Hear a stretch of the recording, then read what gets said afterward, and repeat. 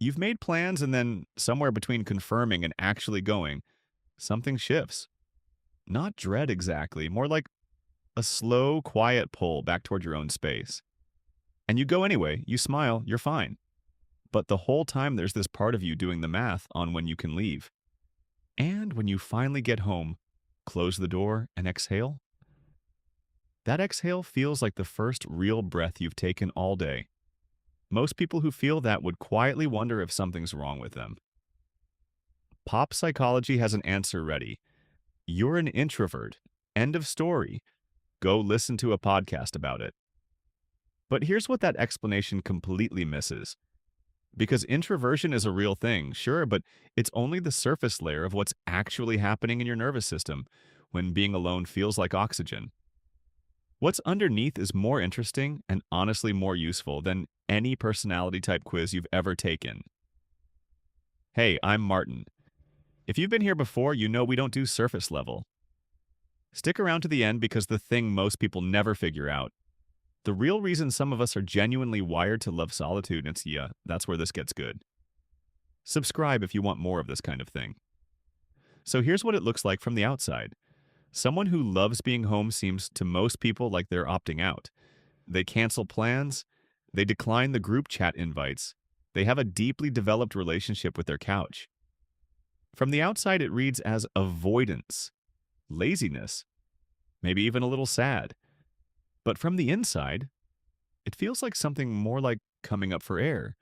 Because every social interaction, even a good one, even one you genuinely enjoyed, requires your nervous system to do a lot of work. It's managing input, the noise, the unpredictability, the emotional reading of other people's faces, the calibration of your own responses in real time. And for some people, that work has a higher metabolic cost than for others. Coming home isn't retreating, it's recovering, and here's what nobody tells you about that. It's not a preference you developed. It's a wiring difference that was probably always there. Psychologists have a name for this: optimal stimulation theory, originally developed by researcher Marvin Zuckerman in the 1960s and expanded extensively since. The basic idea is that every nervous system has a sweet spot, a range of arousal where it functions best. Some systems need a lot of input to reach that sweet spot. Those people feel flat without noise, without people, without movement. But other nervous systems hit that optimal range much earlier. For them, a crowded room isn't stimulating, it's overshooting the runway.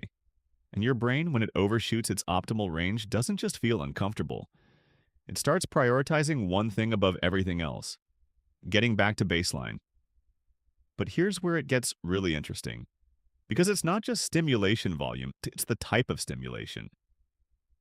Research published in the British Journal of Psychology found that people who score high on what's called sensory processing sensitivity, a trait studied extensively by psychologist Elaine Aron, don't just process more input, they process it more deeply. Every conversation has more layers, every environment has more texture, every interaction costs more, not because these people are weak or fragile, but because they're running more complex software. Think about what that actually means for a second. It's not that the world is too much, it's that your brain is doing significantly more with it than most people's brains are. And the cost of that? It's real, and it's cumulative. Research from the University of Rochester found that highly sensitive people showed measurably higher cognitive depletion after social interactions compared to low sensitivity counterparts, even when those interactions were positive. So you're not imagining it. You genuinely are more tired after a dinner party than your friend who seemed energized by it. That's not weakness, that's neurological reality. The hidden cost isn't the tiredness, though. That part most people figure out. The actual hidden cost is what happens when you don't give yourself permission to recover. When you keep saying yes because you're worried about being seen as antisocial when you white-knuckle your way through a packed social calendar, because culture keeps telling you that being out there is the same as living fully, that's when the pattern turns. You stop making choices based on what actually works for your nervous system and start making choices based on what you think a normal, healthy, well-adjusted person is supposed to want.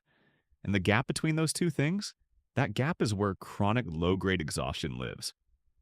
This is the part most people miss entirely.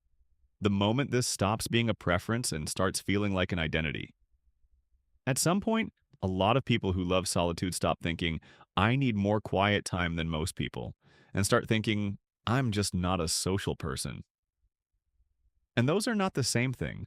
One is a description of a nervous system need, the other is a box you've built around yourself that determines which invitations you even consider, which relationships you let get close, which version of yourself you think is available to other people. Gabor Mate writes about this pattern extensively. The way our nervous system adaptations become our personality stories, and how we then live inside those stories as if they were facts rather than strategies. Here's where most people go completely wrong.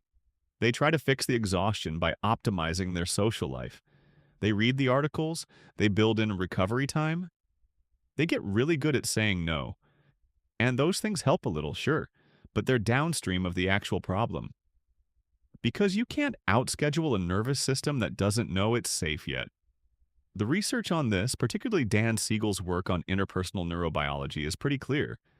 Regulation isn't a calendar strategy. It's a biological state.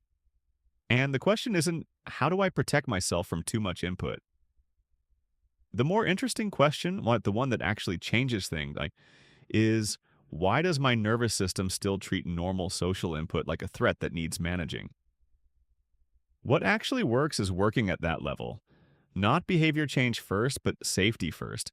And that looks like two things, concretely. First, learning to distinguish between genuine nervous system overload, your body legitimately needing recovery time, and anxiety-based avoidance masquerading as preference. They feel similar from the inside. They have very different implications.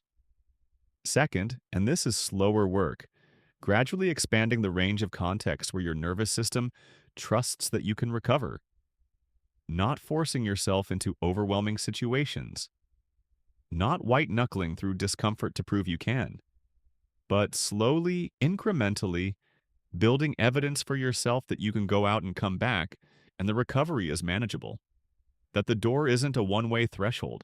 Because here's the identity reframe I want to leave you with. You don't love solitude because you're antisocial or broken or too sensitive for this world. You love solitude because somewhere along the way, your nervous system learned that stillness is where it can finally stop working so hard. And that's not a flaw in your design. That's information about what you were asked to manage and what you learned to protect yourself from. The goal isn't to become someone who needs less solitude. The goal is to become someone who chooses it freely instead of someone who requires it desperately. That's a completely different relationship with the same Friday night in.